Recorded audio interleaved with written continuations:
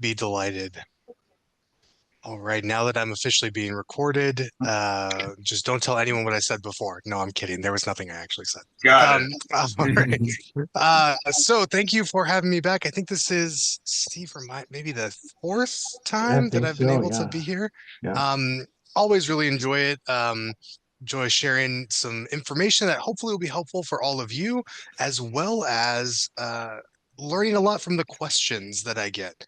This is usually a group that asks very informed, interesting, curious questions. And I love that because it just helps me get a better sense of what is going to be helpful for people, helps me really think critically about the information that I'm using, how I'm using it. And I think we all get better when we are able to challenge each other in that way. So today, very similar. If things don't make sense, if you totally disagree with something, especially we have a little bit of a small group today, so feel free, just kind of go as crazy as you feel comfortable being recorded being, I guess. All right. With that, I'm just going to make it a little bit different. Before I get started, you have kind of the title here, so it gives you a sense of what we're talking about. Is anyone willing to share with me what about the title, if anything, made you interested in joining today? Some of us are just here for credit, and that's fine. You don't have to say that or anything. But is there anything that you were intrigued by or hoping we would talk about today based on the title?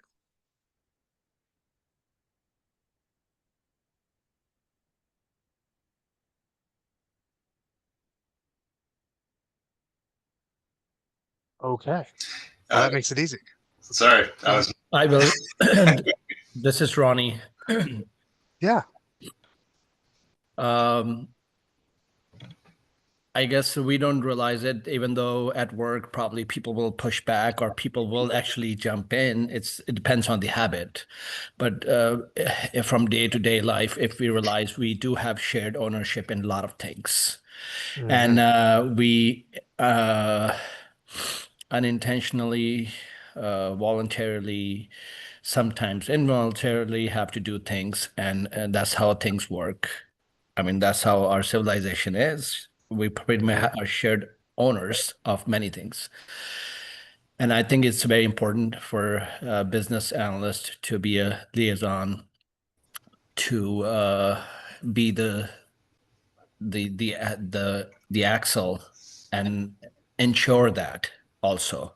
So one of the responsibilities I also think that as a business analyst can convey this message to all the parties in the project. So Right. it's better to have shared ownership than to have only few and suffer, you know. Right. Mhm. Yeah, and I think that's one of the reasons that in bringing up potential topics with Steve, I had thought of this one is a lot of the work that we do as business analysts is, I mean, I would say maybe none of it is things that we do independently, completely independently. Almost everything we do involves other people. And when things involve other people, we have separate and complementary roles. And so the outcome, our success, is never determined just by us or just by someone else. And so when we can see that clearly, it usually, and I'll talk more about this, makes it easier for us to work within and succeed with that reality that we can't do everything ourselves. We do want to take ownership of our piece, absolutely. And there's a lot of leadership uh, frameworks and things on that. There's that whole book, Extreme Ownership, about how much ownership we should be taking for ourselves. And we are part of a larger team. And the things that we can accomplish as part of that larger team are only accomplished through that shared ownership. So thanks, Ronnie. Jason, my And my thoughts are, you know, with with ownership goes risk, right? yes. Especially there's a lot of risky projects going on now. So I Hmm. think sometimes people are reluctant to say I own this Yeah. because they think it could be a career limiting move if things go wrong. Maybe they don't want to step up early. They want to try and step up late when they know things are on course. So the thing, I run into sometimes at work is, especially when it comes to QA, whose responsibility is it to QA what's going on? We have some teams that think, sometimes I throw it over the wall. And, I told you what I want. Now it's your responsibility to make sure it gets delivered. And they Right. don't check and see that things, are going bump in the middle of the night. And then it's hard to work with their management to say, hey, can we get, person X to like review some of this stuff? And they're like, nah, not our job. We do, we gather the information and initiatives. We're not part of the implementation team. So I think that's the challenge that we face a lot Mhm. here where I work. Very common challenges, right? And a lot of organizations, especially it seems like the larger an organization gets, the more likely you are to find at least corners of that organization where you hear that's not my job. And that becomes a less than helpful part of the culture at times. And we'll talk a little bit about that and how to hopefully manage our way out of that um, as well. But yeah, when we have those distributed teams that have very almost siloed functions, it's easy to lose sight of the fact that we are part of a larger whole and that what we do is in service of something larger than just our portion. It's another reason I really like the language of shared ownership and why we went with that as opposed to all the other things we could call it. Awesome. That's great. Excellent thoughts so far as lead-ins. Anything else? Other questions or things that it's already getting you to think about? I don't know if this correlates. It probably it might, but sometimes people learn to be afraid of coming up or vocalizing their ideas. Like I've got this great idea, but if I say it out loud, then they're going to expect me to own it. Like, Yes. Yeah. Yeah. What's going to happen if I speak up, right? Yeah. The unknown of that. Absolutely. Yeah, I think that's similar to what I was thinking as well. It was just that nobody wants to be that single source of ownership, because then if something goes bad, they get all the flack. So if we're able to find some way to expand that ownership so that not just one person goes down, but the entire department. No, Take everyone down with not us. like that. But it's not just Yeah. focused on one person that has that ownership. That onus is on them. They did it wrong. So my hope is at the end of today, you will, and by you I mean just everyone that's listening, whether you're here live or watching a recording, you will feel more afraid of ambiguity than clarity. And that speaking up to get more clarity will feel empowering and not terrifying. Or at least you could imagine a world in which it feels empowering. It's like, I'm not fully bought on it, but like I can see it that maybe we could get there. That's my hope. Put us in that direction. Because it truly does. The more we have that, especially over time, the more empowering it ends up being. And it eliminates a lot more risk than it takes on. It doesn't feel that way in the moment sometimes. And we'll talk about that. Okay, great. So with this, we're gonna send out slides after, but also it's loading right now into chat. There's a PDF. The content I'm about to share is part of a kind of a larger training series that I do. And so I had a workbook that went along with it. And so I thought I'd just share that with all of you as well. So you can follow that along as we go through the content. You don't have to, totally up to you. But there it is. I'm going to share my screen with the slides here in just a second. As we go through today as well, feel free to raise your hand or put things in chat. I'll check in to see if there are questions from time to time. But if something that I'm saying isn't making sense or isn't clear or you disagree with, please be vocal about those things. All right, title slide. Here we are. That's me. Those are my business partners. Let's move. Okay, so I wanted to start with probably a reminder for everyone of this Tuckman Teams model. And the reason I start with this is just a refresher on all teams go through normal life cycles, and they are natural and unavoidable. And what I have found really valuable in this is using it kind of as a diagnostic tool. So you're working with some people, you're on a team, you have a common goal. Where are you in the life cycle of teams? Being able to identify where we are helps us understand what is the right thing to do next. And so, quick overview, we've got the forming stage, which is where you pick the people that are on the team and you give them a common goal. Boom, you're a team. Congratulations. Right after forming, as we probably remember, we go into storming, which is marked by high conflict that is usually not as healthy and productive as we would like it to be. So in storming, we've got lots of interpersonal conflict and lots of ambiguity and lack of clarity on what are the right things to do. The way that I talk about storming when I'm working with teams is the more venting sessions you have about people, the more likely it is that you're in storming. The more that you're complaining to people about other people, the more likely it is that your team is in storming. Also, the more you have what we call workarounds, the more likely you are to be in storming. Right? If I know that I'm supposed to go to Steve to get a certain form, but Steve doesn't really like me for whatever reason, but I know that Brianna is friends with Bob and Bob is Steve's cousin. So I go to Brianna and say, hey, can you go to Bob to talk to Steve to get me this form? Right? Because I don't want to deal with talking to Steve myself for whatever reason.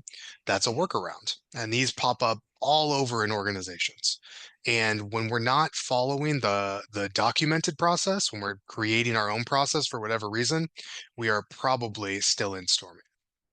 Okay? So storming's not great. We would like to get through that. Two things that are important with that. Number one, try not to take it personally. And number two, acknowledge that it's real. If we are proactive about it, hey, we got a group of people together, we're going to be a team, we are going to go through a storming phase. There are going to be things that happen that we do that bother each other. It's really important that we openly acknowledge them when they happen. We try not to take them personally. That's the way we're going to get through storming fastest. Thing that comes after storming, we call norming. What are the things that we need to do to be effective as a team? What are the team norms that are going to be most helpful for us that will make it most likely for us to succeed? We want to be intentional about norming because what happens when we're not intentional about it, we get something that we call an emergent culture. People will figure out how to keep themselves safe and they'll figure out when to speak up, when to not speak up, like we were talking about. And those become the norms. They aren't written, but it's the unwritten way that people figure out how they're supposed to get their work done. So we could have an emergent culture where I don't want to speak up because I know that if I speak up, I'm just going to get more work. Or if I speak up and it goes wrong, I'm going to get blamed and thrown under the bus. Those are team norms, whether or not they're documented. And when they happen emergently, when we allow them to happen naturally, when we don't try to direct them, usually the norms we get end up reinforcing storming behavior. Not great. So we want to intentionally move to norming and say, hey, we're getting these things, we're trying to figure each other out and work each other out. What are the team norms we can agree on that are going to help us get out of storming and over to performing? And performing, we've got high conflict, but the conflict is healthy and productive, right? It's about issues and not people. We feel good when we disagree and we make decisions, right? Healthy conflict, we build relationships. Productive conflict, we solve problems. Right? We can have very healthy conflict where it's like, oh, I disagree with Bob all the time, but afterwards we high five and it's fine. We don't make any decisions and we have to keep meeting on the same thing over and over and over, but he's a great guy. That's healthy conflict that's not productive. Then we can have productive conflict where afterwards I'm like, yeah, we made that decision, we solved that problem, but I never want to see Bob again. And if I do, I'm gonna, run my head into a wall or something. So conflict, we want to be healthy and productive. When we're in performing, we've got lots of conflict, but it's healthy and productive. And then all good things come to an end. We adjourn. This is our lessons learned, all of that stuff. We acknowledge our wins, all great. And then we start the cycle over. So when it comes to shared ownership, one of the first things that I want us to think about is every team we are a part of, one of the things we own about that team is the culture. We might not have authority to set those team norms or to enforce them, but how we show up will absolutely influence them. And so the culture, the environment of the team that's doing the work, we all play a role in making that successful. And so I just want to remind us that we're on teams. There's lots of people, there's lots of things going on. The behavior that we allow, the behavior we expect, how we show up, all determines whether we get stuck in storming or we move forward to performing. So I'm just going to pause on that and see questions we have about this model, about any of the things that I kind of mentioned about it, any of the different phases. I'm assuming it's going to come up a lot in future questions. I could be wrong, but it's kind of just our quick reminder. So any questions or thoughts about this?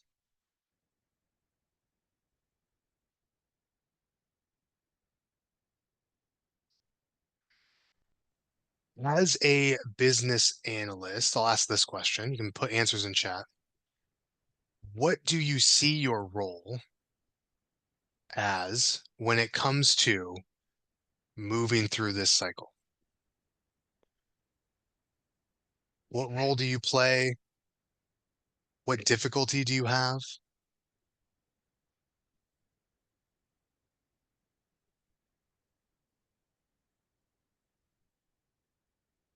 A mediator? Yeah, lots of times be a mediator. We'll see other people that are uh, having less than healthy and less than productive conflicts, and we kind of have to figure out how to step in, especially between like testing and QA or whatever it is. All of that we've got to mediate. Definitely. What else? What are some other roles, or where do you get stuck in supporting the teams that you're on?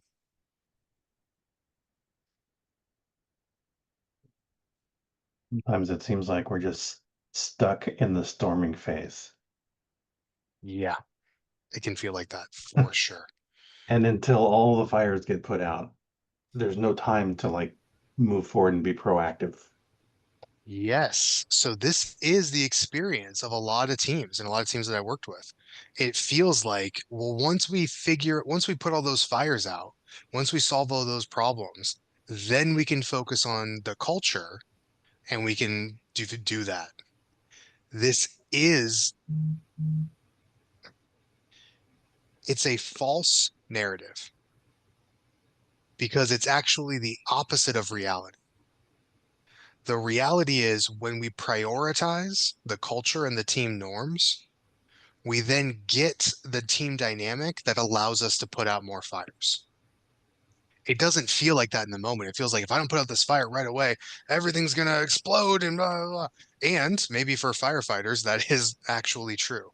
For most of us, whether or not that thing gets done at, noon or 5 p.m. is probably not going to make or break many things. That's not always the case, right? But if we don't focus at all on culture, we're going to continually be in that putting fires out. And it's a delicate balance to decide how much time do we divert away from the work to focus on the team. And it can't be zero, but it also can't be 100%. We're not going to like take the team, do a 6-month sabbatical in Hawaii to find ourselves and each other. Like that would be ridiculous, obviously, but it can't be zero. It can't be zero. And Bob put in chat here, getting people to focus on the end game, realize that we are all on the same team. The enemy is our competitors. Yeah, we want to crush that enemy, right? No, I'm kidding. Well, not really. But yeah, getting people to focus on a common goal can help break down some of that infighting. Like, why are we fighting? Like we're on the same team. We're going to succeed together or fail together. If I try to beat you, then my team has just lost. So getting people to reframe things can be very helpful. And then Pandu put that you act as a bridge, facilitator, value enabler throughout the life cycle of the team.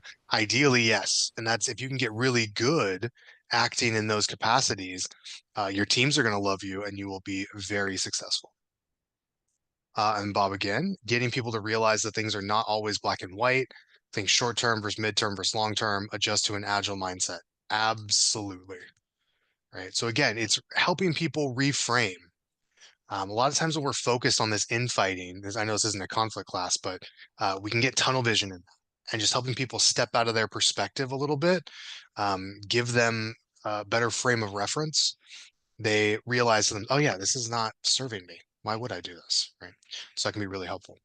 And then another question here, any tips on how to facilitate storming and norming in a team whose members are in different time zones and on-site, off-site? Okay, quick tip for that. When you are a distributed virtual team, well, let me do the inverse actually.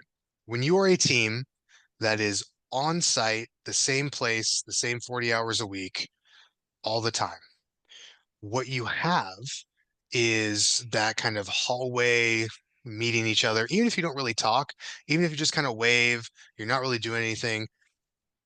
Those touch points do add a sense of commonality, right?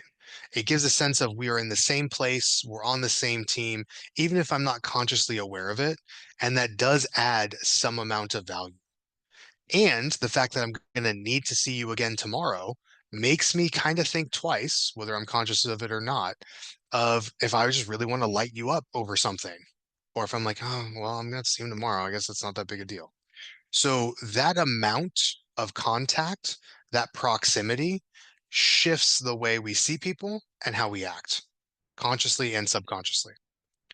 When everything went virtual, right, during COVID, we missed out on that proximity and we missed out on how some of that glue holds the social structure together, keeps it cohesive. So what we're missing, we need to be more intentional about creating. And what that means is if we have a 60-minute meeting, I need to take that 60 minutes and I need to build in ways and time to get some of that cohesive glue that we're not going to get through proximity into that meeting, which you can do through, I know icebreakers kind of have this sense of they're not really valuable. You gotta make really good ones where you get to know a sense of who someone is, not just, what's your favorite breakfast cereal. But you have to find ways to create team cohesion and getting to know each other and protect that time and be hyper intentional about it because you have a lot less time where you're all together and it's virtual. So you got a double whammy with that. So it would be my number one tip is be hyper intentional about the time you do have and don't make it a one-time thing. Don't do like we're gonna do a 4 hour, team thing, right? Build in like 30 minutes a day or 1 hour a week where you're having team specific, behavior specific, culture specific, team norm specific conversations. One of the teams that I was on, we were virtual before COVID. We had one in-person workday a month. Everything else was virtual. Sometimes I wouldn't even see anyone that was on the team until that one day a month. On that one day a month, we would go over our strategic plan, mission, vision, goals, objectives, values. In the values part, right? Values are basically norms. We need to have our behavior align with values. We would all give a rating 1 to 5 of how we felt we did and the team did living up to those values over the last month. And so that was the way that we were always checking in with, here's the things that we say we value. How well are we doing? And some months we did not do well, right? But it became just part of the routine. We're going to talk about the things that unify us and how well we are doing at the behaviors that we've said we value. So that's an example, but it's really about frequency, not about any one specific kind of technique. That was probably a longer answer than you were expecting. Does that give you what you were looking for, though? Oh, yes, it does. Thanks, Jason. Yeah, great question. Great question. And then we've got the business analyst should know when to consult with someone who has the authority to diffuse conflicts. Don't try to do it on your own. I've seen conflicts turn into ugly arguments. Absolutely. Absolutely. Okay. So the team is fluid. It is dynamic. We're going through these stages. We want to be aware, where is my team? How should I show up to be of best service to the team? Okay. So in the workbook, maybe I can just pull that up here. We'll see. I'll pull that up later. You've got some additional resources, some information about each of these stages, and then there's some reflection questions of, where is my team right now, and how should I show up to help it move forward? If in thinking about your team and reading through some of those other details, you say, yeah, my team is performing, we're crushing it right now. The question you want to ask yourself is, why? What about the way that we are showing up is making this work so well? Let's make sure we document that and formalize it, because eventually people are going to leave, the team's going to change over. And if we don't know what made it work, it's going to go away. And we're going to be like, well, back when Jose worked here, everything was great because everyone loved Jose. And then Jose left. Well, maybe Jose is special, but Jose was doing something that no one else was doing. And since we didn't capture that, we don't know how to replicate it. So if your team is doing well, really think about why. How can I hold on to that? Okay. One thing, this is where we're going to get to the shared ownership. One thing that helps teams get to performing faster and stay there longer is this idea of shared ownership. Every organization that is successful and thriving is doing this well, whether or not they know about it. Every organization that is struggling with this concept, whether or not they know about it. So it's really, really important. And I don't see it talked about very often.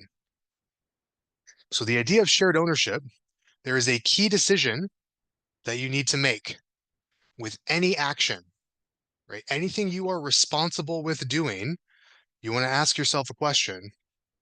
Is this my decision to make or not? If the answer is yes, you want to act with clear authority.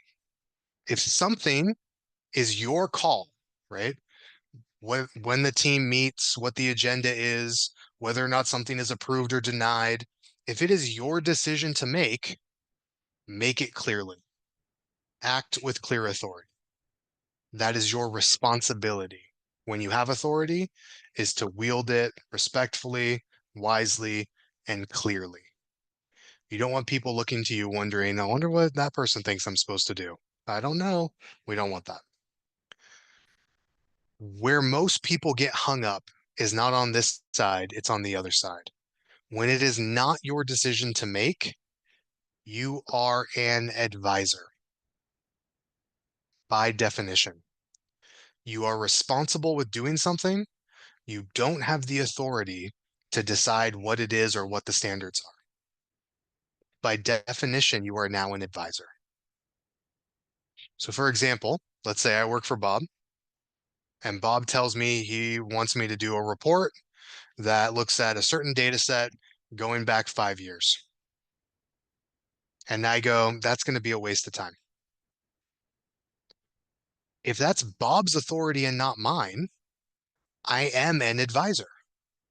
But if I don't realize that, I might go, well, Bob's wrong, so I should just tell him he's wrong. And then I go to Bob and I go, Bob, that's stupid. That's a waste of time. Why would I do that? You're not even going to make any decisions on that. Well, right. I have now entered what we like to call a power struggle where I have no power. I am going to lose. All I'm going to do is make Bob mad and I'm going to get in trouble, right? Because I am trying to take authority that is not mine. I am not sharing the ownership of the outcome with Bob. I'm trying to take ownership that is not mine to take. So now we are in a power struggle, right? Where I have no power. Instead, what I should do is act as an advisor to Bob. Bob says he needs some report. I don't think it's a good idea. It's my job to advise Bob. All right, Bob, well, I hear you want this report with this data going back 5 years. Here's some of the risks associated with that. Here's how much time and effort that's probably going to take. Here's the utility of that data. Here's what I might recommend instead. I am advising Bob based on my perspective and subject matter expertise so that Bob can then make a more informed decision. Bob might not listen to me. Bob might not do what I want, and that's fine because it's his call. We get in all sorts of trouble when we try and take authority, when we think that it's our job to make other people do what we think the right thing is. That causes all sorts of problems. So the first thing we want to ask ourselves, is this really my decision to make? If it is, act with clear authority, be decisive.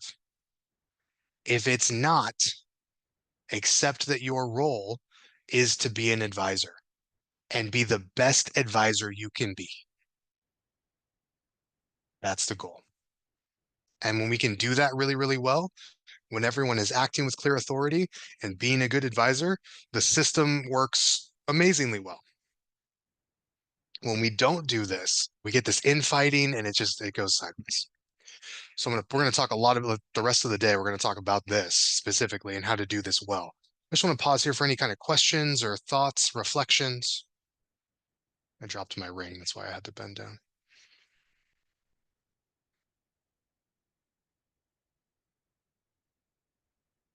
Does anyone see this tension or have some experience? Not us, of course, but we see it in maybe other people that you can share some examples of this going well or not well. Sure, I can. I'm not a business analyst, but as a project manager, it's the same kind of scenario. Yeah. One side, the business is asking you for advice, like what do we do? And you're like, I don't make decisions. I'm an advisor. Like you said this is what I documented. This is how you said you want to proceed. But at the end of the day, it's your business decision. And sometimes they want to push you to make a decision. You're like, I don't make the decision. I'm not the businessman. I'm not the decision maker. Like, you're not going to push me there. And then sometimes you are the decision maker.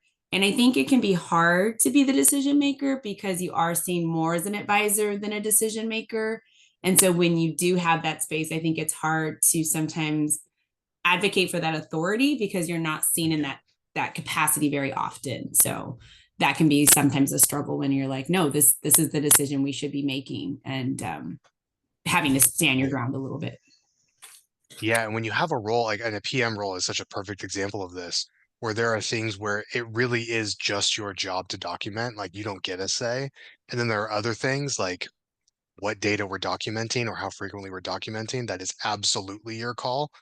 People can go, why are you don't have a role, like you're supposed to do what I say, you work for me. It's like, well, kind of. I'm here to support you. Mm-hmm. And I can't do my job well if I don't have this data in this format. I can't tell you status. I can't inform you. I can't be a good advisor. So yeah, when it comes to project documentation, that is my authority. And having dual roles in that way can be very difficult for some people, for sure. I think there's a thing too, there's positional authority, right? Where the hierarchy of the organization grants you certain powers that maybe you shouldn't have because you're not informed enough, and ego gets in the way. And then there's reverent authority, which is sort of like leadership or authority granted upon somebody because of their knowledge. People respect their knowledge. But if you're in that position where you have reverent authority, you just have to be, and you touched upon it as like just being politically astute to just make sure you're not overstepping your bounds. You need to kind of work in the background, and the person who has the positional authority, get them lined up before you get into a meeting and it looks like you're knocking heads with them and you're not in agreement. Yes. Absolutely. Yeah, there's lots of great books. I can't think of what the name is right now. Maybe you know, Bob, on the different types of power, different types of authority, and different ways to gain it and use it, all of that. Absolutely. The way I have kind of simplified that, and I guess I should say this, one of the principles that I live by is a quote by Albert Einstein. Keep things as simple as possible and no simpler. And the irony of that quote is if you actually Google it, he said something that was a paragraph long, but basically meant that. So he was a lot more of a do as I say, not as I do kind of guy. But the sentiment of keep things as simple as possible and no simpler is really valuable in my mind, because if things are really complex, it's going to be difficult to remember and implement. If they are too simple, it's not going to add any value. And so I want to find that happy point where it is enough nuance to add value, but it's simple enough to remember. And so when we get into all the different types of authority, that can be super valuable. And I think a great starting point is if we just think about positional authority, is this my decision to make from a positional perspective? Then use that. Otherwise, my job is to act as an advisor. And if I do that well, I will gain these other types of authority. And so I have found that really useful as this like kind of simplest basic level of if I don't know where to start here. Once you get really good at separating those out, then absolutely there's great books on how to cultivate different types of power and authority and utilize them and all sorts of good stuff. Oh yeah, thank you. Put it in chat. Perfect. 8 types of authority and management. Hmm. Very cool. All right. So the way that I have found to illustrate this, kind of how it works in real life in teams, is we talk about feedback cycles. Because all that this is basically letting you know what is my role in the feedback cycle. Is my role to make decisions or to give advice? And any large organization has lots of information going up and down the chain, and we want to make informed decision based on good advice. And my role at any given time is to give advice or make decisions. So the way that works is there's some authority and they make decisions. We're going to do this, or we're not going to do that, or we're going to wait 6 months and gather data and then reconvene. Great. Those are all decisions, but they're all clear. Those decisions go down to some implementation team that is tasked with carrying out those decisions and that work. It is their job to listen to that and then provide insight, feedback, and recommendations. Based on your decision, here are some risks. Here's some ways that we think we could mitigate that risk. What do you think? Oh, I had no idea. I'm so glad you told me. Yes, please do those things. Or, yeah, I know about that risk. I'm okay with it. Don't worry about it. If it happens, it happens. Okay, great. But now that person is making a more informed decision either way. So that is this feedback cycle that needs to be robust, right?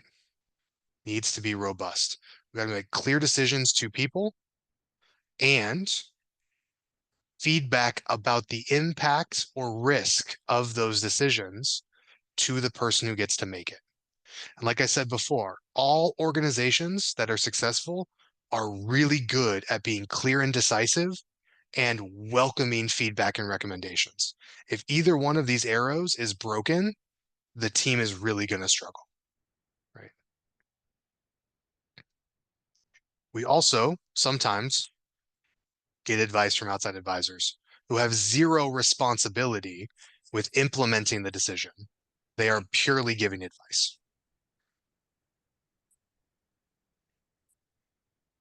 There's some, if you want to fill in your participant guide here with some of that data, I'll throw that up. And then Steve put in chat here, just picked up a book recommended by Simon Sinek called Leading Without Authority, Why You Don't Need to Be in Charge to Inspire Others and Make Change Happen. I have not heard about that book, but just based on the title, it sounds fantastic.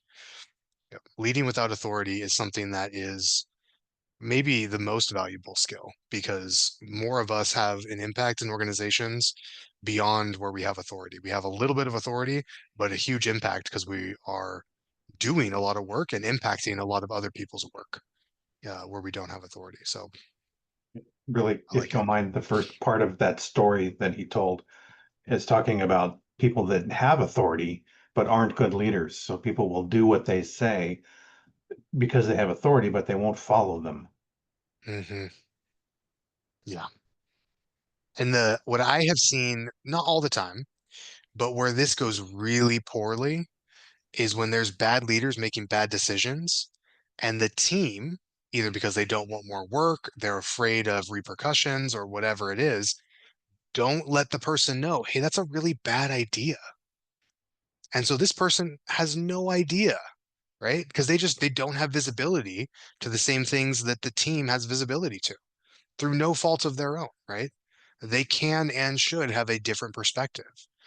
And so if the team doesn't let them know the risks of their decisions, then things go bad, then they're just going to get resentful of the team. And now no one's winning at this point. So the only way bad leaders get better is through feedback.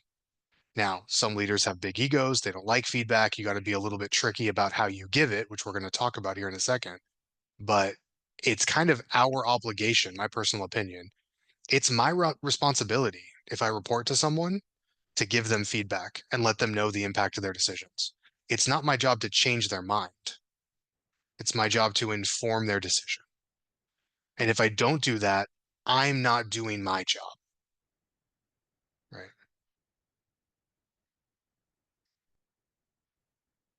Other questions or thoughts about this cycle of shared ownership?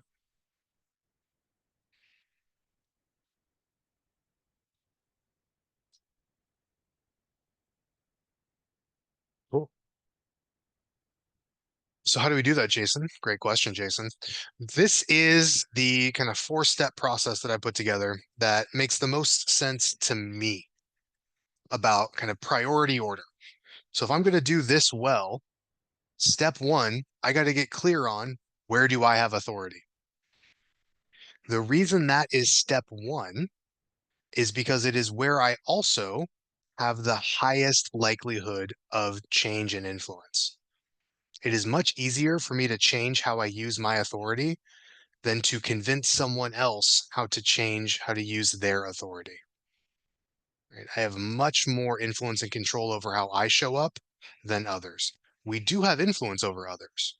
It's just a lot less. And so this is also kind of working on the principle of circle of influence, circle of control, right? Circle of concern. That's the from the 7 Habits book. So it's focusing where we have the most influence, which is ourselves. Folds into that philosophy. So step 1, I got to get clear. What's my call? What's not my call? I got to separate those things out. And I need to get clarity on that.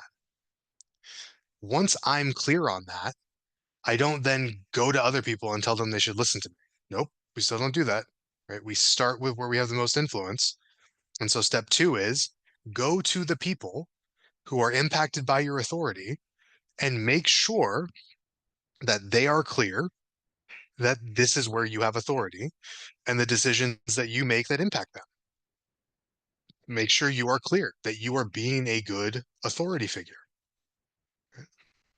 Then step 3, invite feedback. Notice this is in all caps, right? We need to proactively invite feedback. The quality of the feedback we get is the byproduct of 2 factors.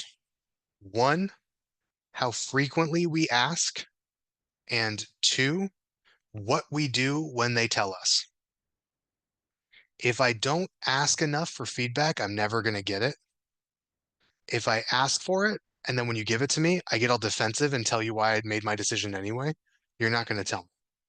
So I need to ask a lot, And then when people give me feedback, I just need to say thank you.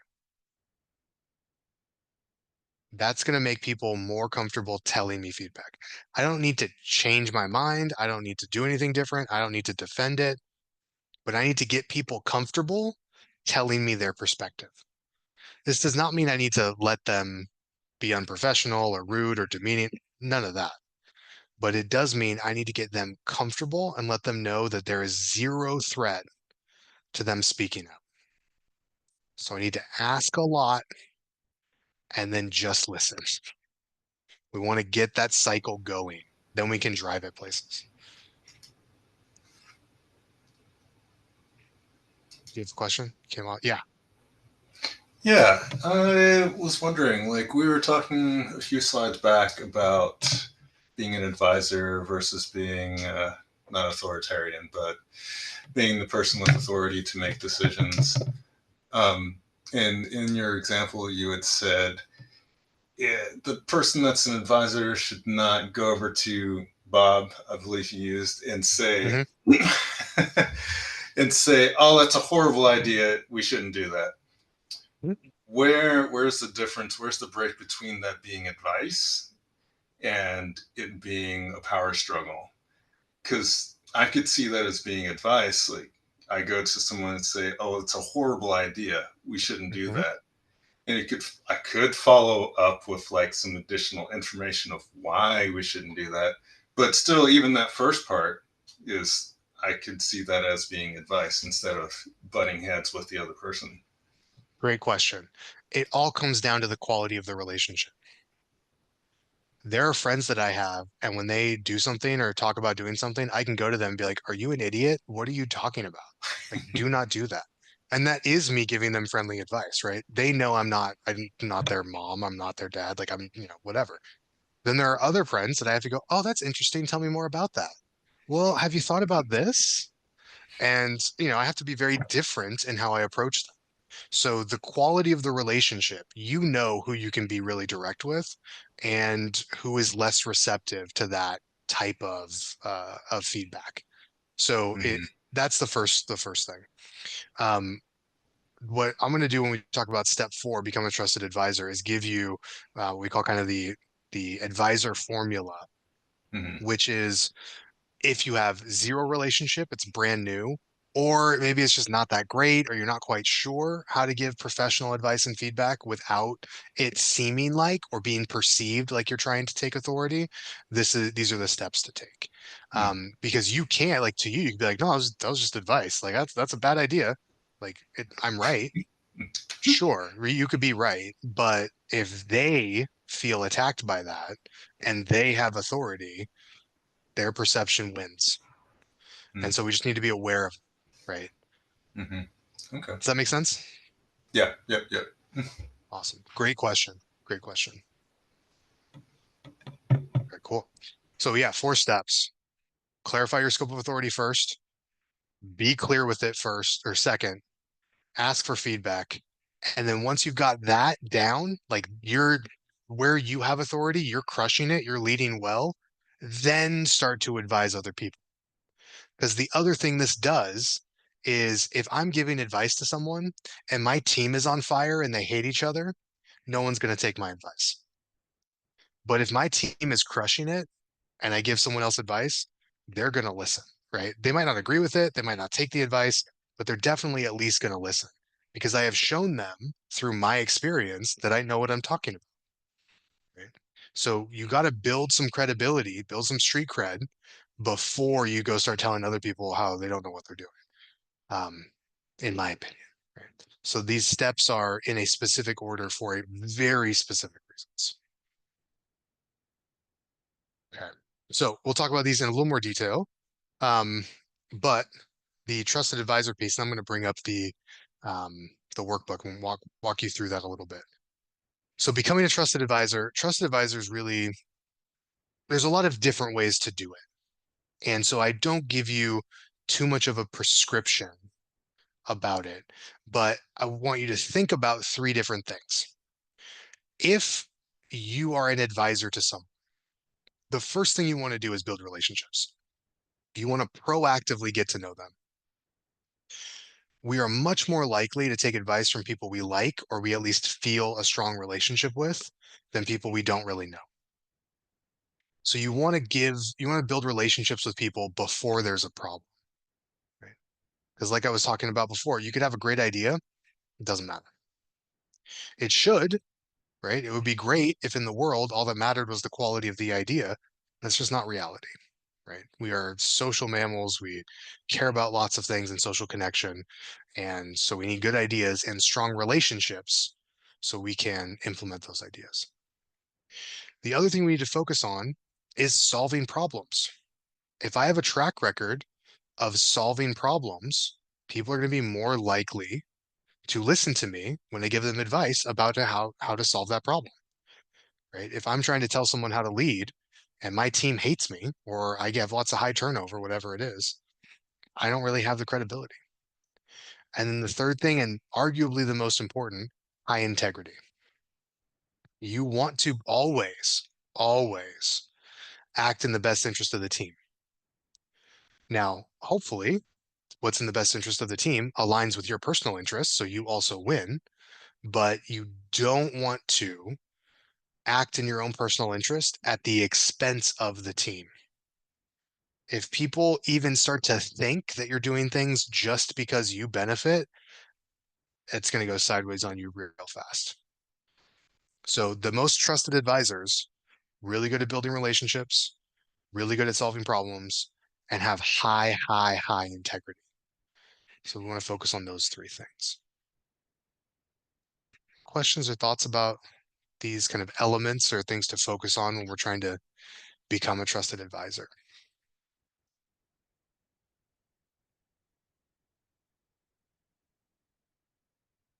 Okay. Do you Oh, think, yes. like go ahead, Steve. like somebody's reputation is going to go a long way too, right? To being a trusted advisor. If Mhm.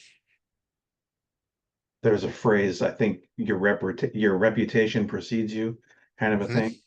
Yes. So, Guard it with your life. That is the Robert Greene thing about reputations is your reputation is everything, guard it with your life. And it will serve you well in the long term. Reputation is a long-term play. Warren Buffett said, your reputation takes decades to build and seconds to be destroyed. Yeah. So it is nothing to play around with. Okay. And then yes, the build predictive power. What you really want to do is just be able to see the future. No, I'm kidding. But if you see problems, you're like, that's a risk. I know that's going to happen. We're going to do that. We're not going to have enough budget. We're going to run into this problem. Testing's going to be rushed. The timeline doesn't work, right?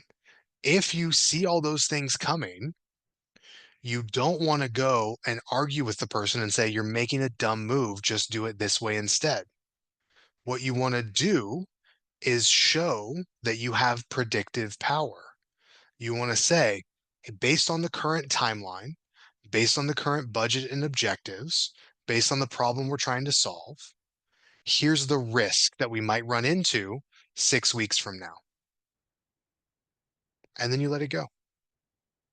And then 6 weeks from now, you go, hey, we had that conversation 6 weeks ago, and I let you know, hey, this is maybe a risk. We got unlucky. That is exactly what's happened. What you are doing is you are showing that you understand what's happening and you can kind of predict the future. And so when you say something might happen, it kind of happens. Now, you're going to get some things wrong, obviously. You're not going to get everything right. But that's what you want to be working towards, building predictive power. Okay. Oh, we don't want that. I'm going to stop sharing for a second. I'm going to pull up the workbook.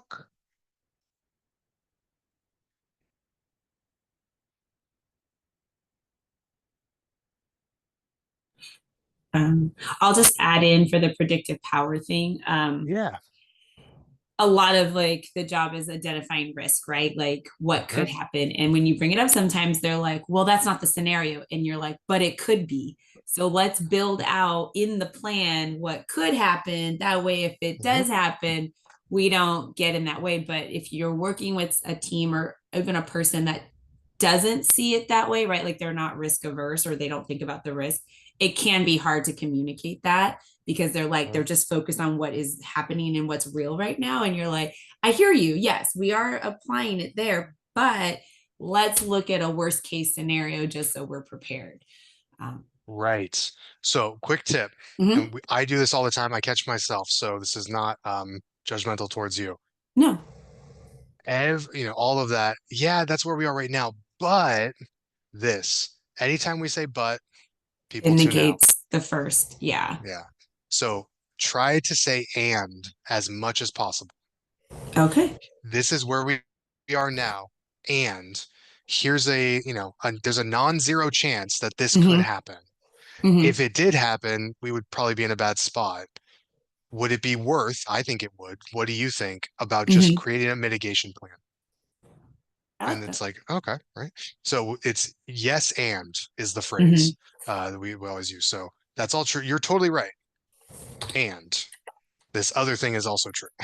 Because that way we're not fighting again, like one of us is right, one of us is wrong. We're both right. Right. So Right. That's good. Thank you. absolutely. Yeah. Great point also that you made. Not that I'm not congratulating myself. Okay, let's move on. I'm gonna bring the participant guide back up. Okay, so on was it page 10? Yeah. We've got these steps and I've kind of put in some reflections. So you can kind of use it as a guided reflection tool to help you implement these steps and start to create this feedback cycle of shared ownership in your team wherever you are. So some questions to ask yourself, and this is a fillable PDF, so you can fill this out for yourself, or you can print it. You can do whatever you want. Where is my authority clear? What decisions, and this is the critical part, does everyone agree are mine to make? When I make the call, no one goes, I don't think that's your call. Everyone, that's their decision. Okay. What is clearly not in your scope of authority, but impacts your work, which is essentially who are all the people who have authority over you and over which tasks do they have that authority? And then, hard part, what's in the gray? Where are you not quite sure if that's your call or someone else's call? Or do we have to agree? What happens if we don't agree? Does that escalate? The more stuff that you end up putting in this box, the bigger a communication problem you probably have or are running into. The only teams I've ever worked with where this box was not just like jam-packed of stuff were law enforcement and fire, basically, because everything's life or death. Like it's all so dialed in detail.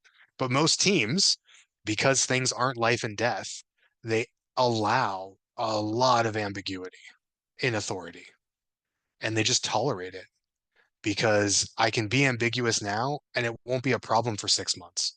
And so I won't even really notice that that is the root cause issue was the lack of clarity. So as you're going through this, you might get a ton of stuff here. Okay. So you can think about that. Then you want to be clear with your authority. How can I be more clear about my authority? What should I be communicating about my authority to my team? So it's just as you kind of reflect on that first box. All right, these are my decisions. Who does that impact? How can I go be more clear with them? What should I tell them? How can I communicate that to them? Right.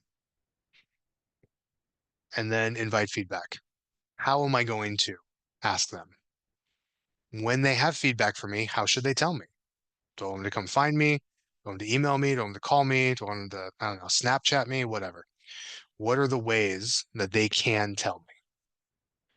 So again, this is more just guided reflection, helping you get clear on those steps and some actions you could take to start implementing them. Any questions about those three before I move on to the trusted advisor piece?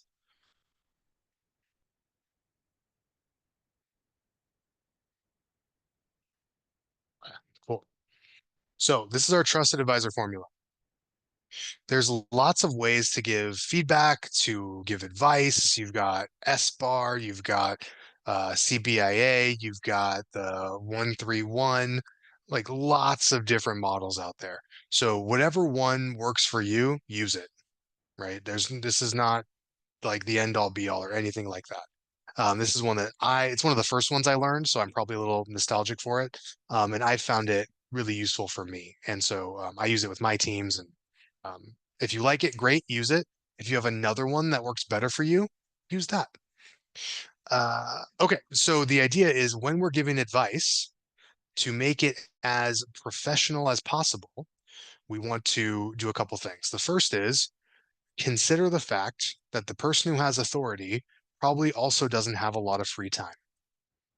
So if I am advising a decision and I want a certain decision, I want to make it as easy as possible for the person who is an authority to understand what's happening and make a decision about it. I want to make their life easy. They are essentially the customer of my request. I want to make my recommendation in such a way that they are the customer and their customer experience of getting advice from me is mwah. So how do I do that? First, I talk about context. I orient them to the decision they need to make. Here's the problem, here's what's happening, here's the impact, why this decision is important, why it's their authority and not mine, right? Orient them to what's happening. Then we always want to give options, at least two, no more than three. Here are some ways we could go about doing this. And the reason for this is it is very difficult for us as humans to judge absolute value. We are much better at judging relative value. If you just say, hey, here's a problem, you should do this, it's like, well, or what? Now I have to kind of think through for myself what I might want to do. Why would I like that? Why would I not? You've given me a mental load. If you give me two options, I can look at them and go, oh, I like this one more. That's a lot easier for me. So we always want to give relative options. One option is always do nothing. Now, it might be a horrible option, but there's always an option to ignore it, right? That has risks, but it's always an option. So you want to figure out 2 to 3 options, give them pros and cons, benefits and risks, and then based on those options, make a clear recommendation. Based on the problem, based on what I think the best options are, here's what I would do. And here's when we need to decide by, or else what? If we don't decide by this date, we're going to miss the funding. If we don't do it by this date, we're going to be out of compliance, whatever the risk of not deciding is. Give them a sense of urgency. So I'm going to set you up for success and give you a sense of urgency. That's the way to be a trusted advisor. And we've got some things down here to kind of help you with that as well. So I wanted to give you the workbook so you kind of have a way to start implementing some of these things, at least in a personal reflection process. Questions or thoughts about this at all?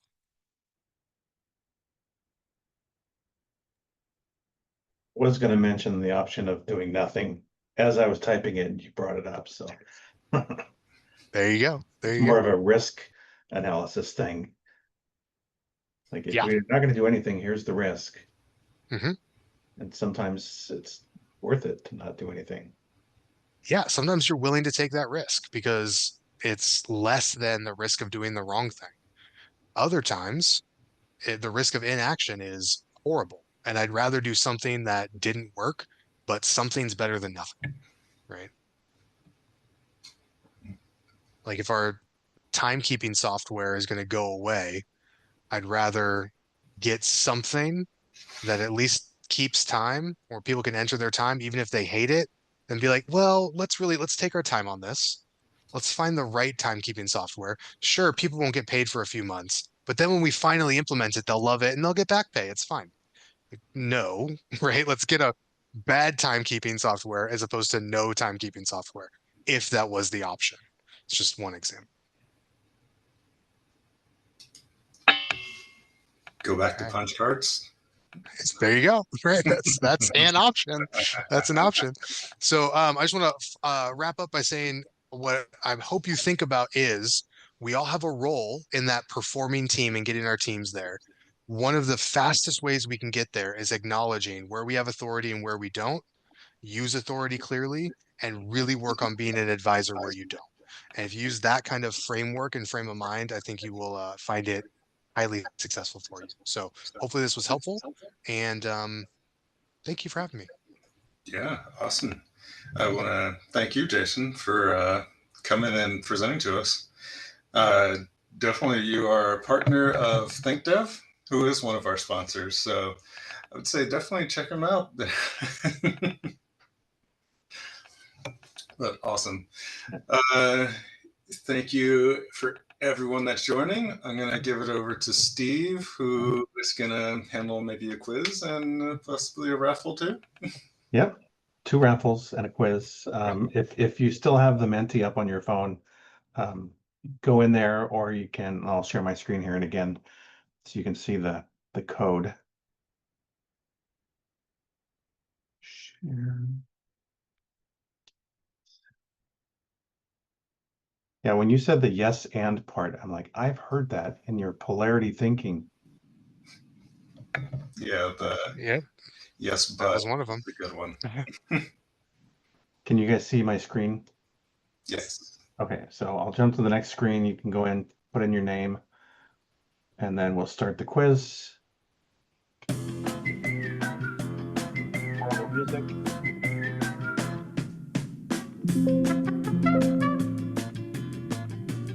You get points for getting it right. You get more points for answering fast.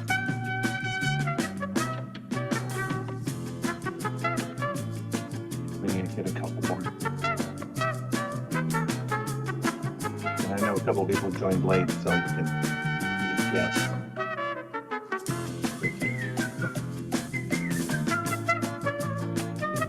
We get one more.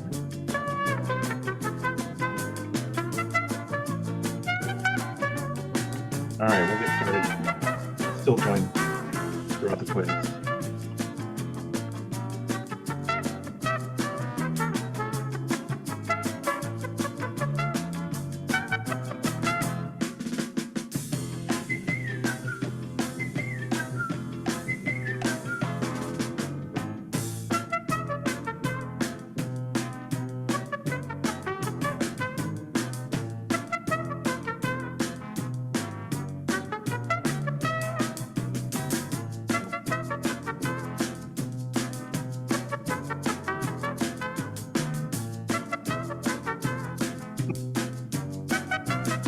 How can you not bob your head and answer it?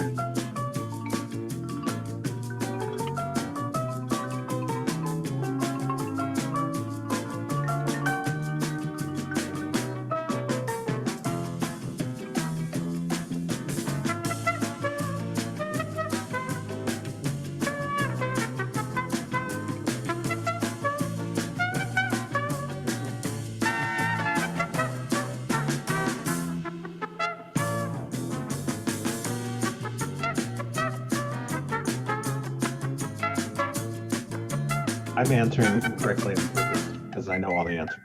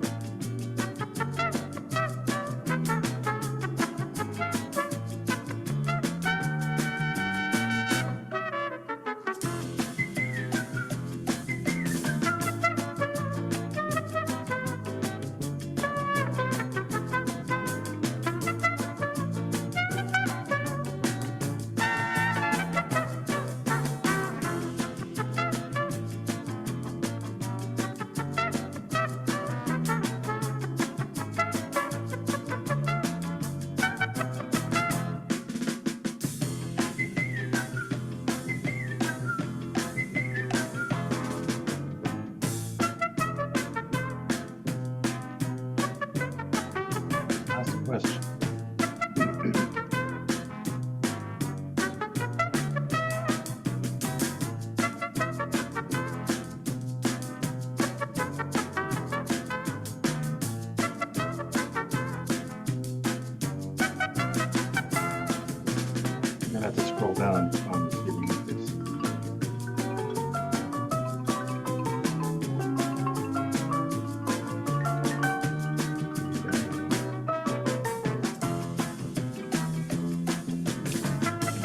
That is.